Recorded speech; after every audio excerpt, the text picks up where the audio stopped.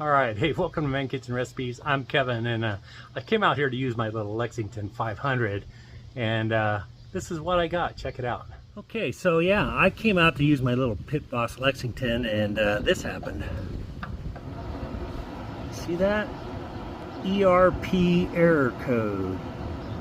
And basically what, I Google it, and it says it wasn't properly shut down, but I always properly shut it down. And then it tells you to turn it all the way off, and let me let it shut down properly, to put it all the way on off, and then power it on and turn it to smoke. Well, this kind of controller doesn't have that, so I was at the mercy of this, and it was at 350 the last time I used it when it shut down. Okay, so I've done my research on Google, and you know, everybody says it's that temp probe that's inside the grill. I cleaned it off, I vacuumed the inside, did everything it all said. I still got the error. I let it shut down properly, I still got the error. But don't panic.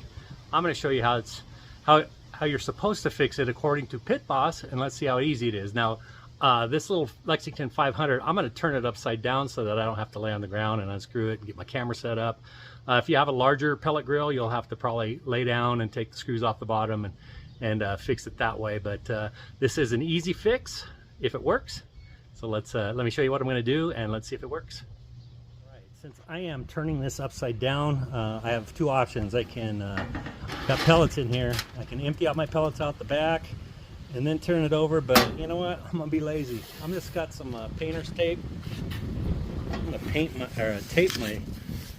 tape my lid shut. So when it's upside down, pellets that spill this won't open, they won't fall out. All right, so I'm going to turn this thing upside down.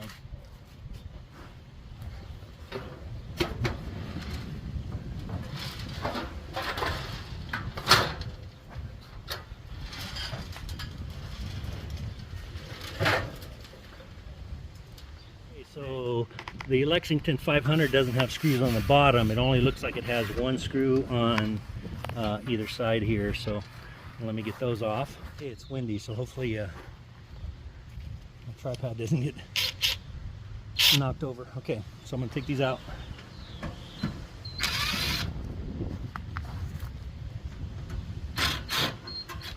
Okay.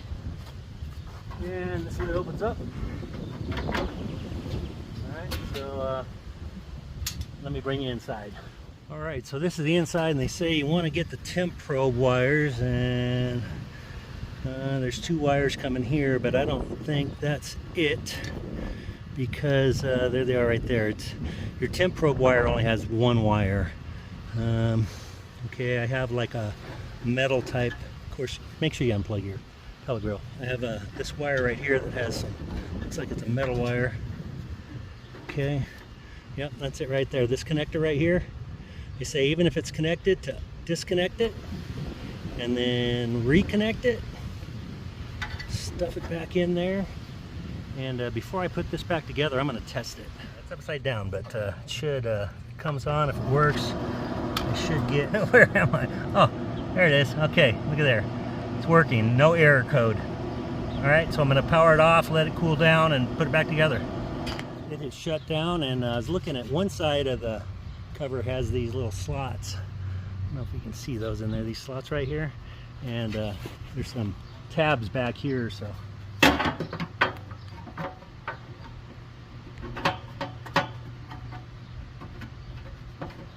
line those tabs up.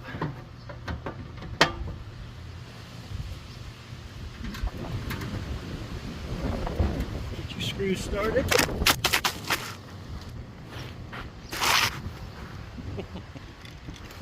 Alright, I told you it was windy here. Goodness. Got a storm rolling in. It's supposed to rain within the next few hours. Alright, so where was I?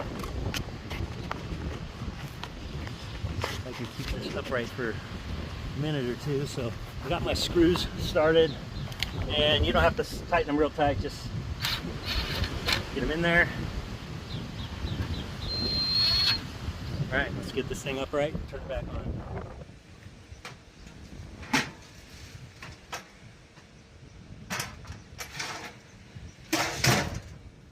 Alright, take the tape off. I didn't spill any pellets. They're all still in here. The only thing I am going to have to do is probably get inside of here. Yeah, actually it looks like everything's in place. Yeah, looks like we're good to go. Alright, let's turn it on. I'll just hold it. My tripod keeps getting blown over, so hit the power, 100 degrees. I'm going to set this down to the lowest it'll go, 180. Oops, sorry about that. And we'll let it kick on. And that's how you get rid of your ErP error code. And that means this, I can't see it, this temp probe right here is not functioning. So if unplugging it, let me just talk back. Sorry about that, this wind is something else. Anyway, if unplugging that cable, why, I don't know. Unplug it, plug it back in, got rid of the ErP number, the error code. So don't panic. You know, get a screwdriver, take the bottom off, look for that wire, make sure you're unplugged, unplug it, plug it back in. Now, if you still get the ErP code, there is a chance that that temp probe is bad, and you'll have to order a new one and replace it. But it's not hard to replace. These things are pretty easy to work on. So I hope this helps somebody. I mean, it's the worst thing. You go. Luckily, I'm not cooking for anybody tonight. I'm just cooking something for myself. I've already done videos on it, so you won't see the cook. But you know, I come out to cook something, and you get that error code. You're like, oh crap, I'm gonna have to use a different pellet grill. But not everybody has that option. All right. Instead of using a different pellet grill, I went ahead and Googled everything. Came out here, and we just tried it. I undid the bottom, took the bottom off, found that wire, unplugged, plugged, and now it's back up and running. So there you go. I hope that helps somebody out there, and thanks for checking this out, and I hope you have a great day.